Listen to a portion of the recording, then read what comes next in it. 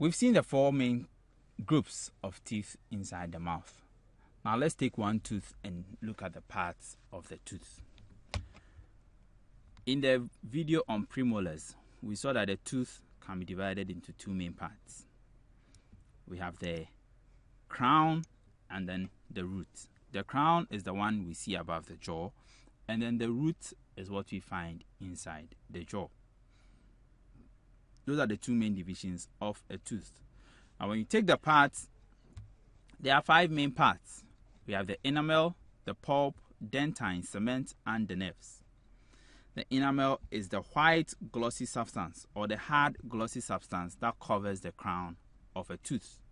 Usually it is white in color.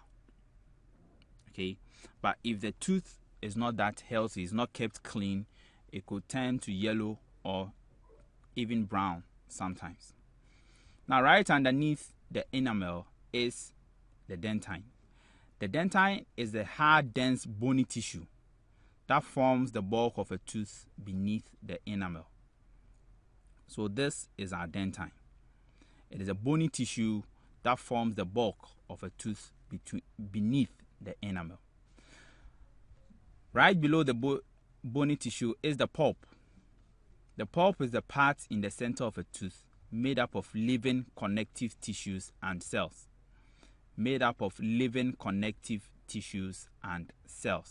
Now these connective tissues include the nerves.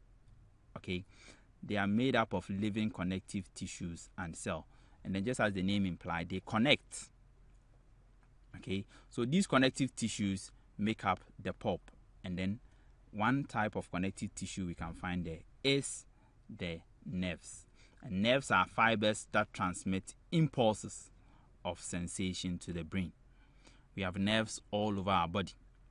Okay, they receive information sent to the brain, and then the brain sends the information back to the effector muscles. Lastly, we can talk about the cement over here. The cement is a specialized bony substance that covers the root of a tooth. So the enamel does not cover the whole tooth. It only covers the crown to a certain point. Now the root of the tooth is covered by a substance which we call the cement. And this cement is a bony substance. So these are the five main parts of the tooth: the enamel, the pulp, the dentine, the cement, and then we have the connective tissues in there, with the nerves being major example.